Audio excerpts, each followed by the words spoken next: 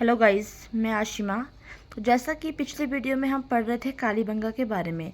तो कालीबंगा का अर्थ होता है काले रंग की चूड़ियाँ। अब हम पढ़ेंगे गाइस बनावली के बारे में। तो बनावली की खोज 1973 ईस्वी में आर.एस. बिष्ट ने की थी। यह जो जगह है बनावली, यह हरियाणा के हिसार जिले में स्थित है। यहाँ से हमें जो कुछ चीज़ें मिली है तो उसका नाम है, एक तो मनुष्य और पशु की मूर्तियाँ मिली है। मकानों पर भी मिट्टी का लेप किया हुआ यह दिखता है हमारे को।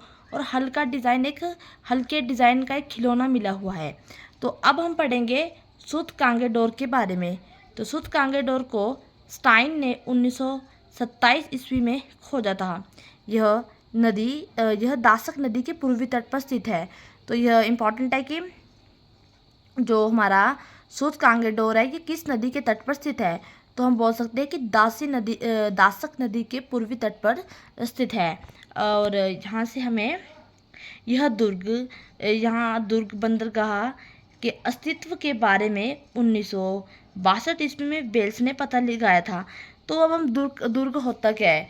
तो दुर्ग से हमारा अभिप्राय यह होता है कि शत्रु से सुरक्षा के लिए बनाए जाने वाला वास्तु का नाम किला या फिर दुर्ग होता है। इसे गढ़ या कोटा भी कहा जाता है, जिसमें कि जिसमें राजा राजकुमार व उनके सिपाही रहते हैं अपनी सुरक्षा के लिए, शत्रु से बचने के लिए वहाँ रहते हैं। तो अब हम पढ़ेंगे सुरकोटड़ा के बारे में। तो सुरकोटड़ा की खोज 1964 ईस्वी में जगपति जोशी ने की थी। यह गुजरात के कच्छ जिले में है। यहाँ सिर्फ एक जो सुरकोटड़ा के बारे में एक सबसे जो आपको चीज़ पता होनी चाहिए जो कि आपके पेपर के लिए इम्पोर्टेंट है, तो वो है कि यहाँ से घोड़े के जीवाश्म पाए जाते हैं।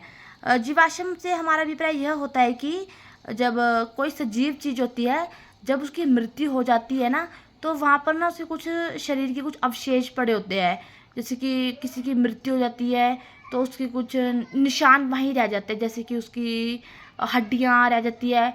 तो इन चीज़ों से हम पता लगा सकते हैं कि ये किस जानवर की हड्डी हो सकती है। तो ऐसा ही वहाँ पर हम पता लगा चुके हैं कि वहाँ पर घोड़े के हमारे को अधिकतर अवशेष प्राप्त हुए। कहाँ से हमारे को? सुरकोटड़ा से। और मन का निर्माण यहाँ का प्रमुख उद्यम था। मनका का अर्थ होता है कि जो गले में पाने वाली एक माला होती है ना, जिसको सफ़ेद मोतियों से बनाया जाता है।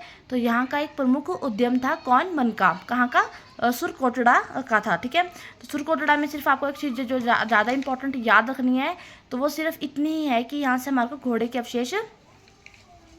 के अवशेष अधिक मिले हैं।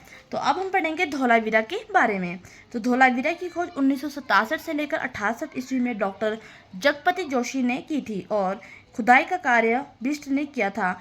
जो ये धौलावीरा है यह गुजरात के कच्छ जिले में मानसर और मानहर नदियों के बीच स्थित है। यहाँ जल का प्रबंध अति विशिष्ट है। मतलब यहाँ जो सबसे ज़्यादा जल है वो यहीं होता है। कहाँ पर? धौलावीरा में। यहाँ पर एक स्टेडियम भी है। अब हम पढ़ेंगे रंगपुर के बारे में। इसकी खोज 1953 ईस्वी में रंगनाथ राव ने की थी। तो जैसा कि मैं आपको बता रही हूँ कि इसकी खोज इसने की थी, इस स्थल की खोज इसने की थी। तो ये आपको ध्यान रखना पड़ेगा, ये चीज़ पेपर में आ सकती है कि इस जगह की खोज किसने की थी। जैसा कि मैंने आपको बताया कि रंगपुर की खोज किसने की थी, तो रंगपुर की खोज की थी रंगनाथ राव ने की थी।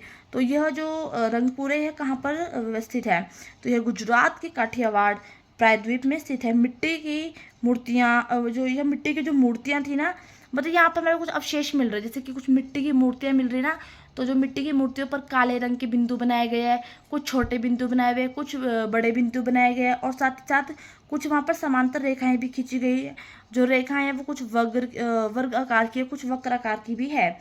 यहाँ से हमें वनस्पति का अवशेष मिलता है। यहाँ के जो लोग हैं ना, चावल, बाजरा व ज्वार की खेती करते थे। अब मैं आपको बताऊंगी आमरी के बारे में। तो आमरी ऐसा पहला स्थल था जहाँ से प्राक हड़प्पा कालीन अवशेष मिले हैं। तो प्राक हड़प्पा कालीन स्थल की क्या चीज़ थी? तो ये कहने का मेरा मतलब है कि जब नवपाषाण काल का अंत हुआ था ना, तो जब हड़प्पा सभ्यता का जब उदय हुआ था, तो हड़प्पा सभ्यता का ही एक भाग माना गया था। तो वो था प्राक हड़प्पा कालीन था। तो आमरी में विभिन्न प्रकार के मिट्टी के बर्तन मिले हैं, जैसे कि भूरे रंग के बर्तन, मतलब कि कुछ बर्तनों पर भूरे रंग का कलर किया हुआ है, तो कई बर्तनों पर सफ़ेद रंग का कलर किया है। तो कईयों पर ग्रे कलर भी किया हुआ है ना। तो सबसे जो इम्पोर्टेंट आपको बात रखनी पेपर के लिए, जैसा कि मैंने आपको बताया है कि सुर कोटड़ा में हमारे को घोड़े के अवशेष मिले हैं, उसी प्रकार हमारे को आमरी में 12 सिंह के अवशेष भी मिले हैं। तो अब मैं आपको बताऊंगी कोट दीजी के बारे में। तो इसकी खोज 1955 में पाकिस्तानी पुरातत्व विभाग द्वारा की गई थी। यह सिंधु नदी के बाएं तट पर स्थित है। तो सिंधु नदी के बाएं तट पर कौन सा स्थल अव्यवस्थित है तो हम बोलेंगे कोट दीजी। Please like and subscribe my video. Thank you guys.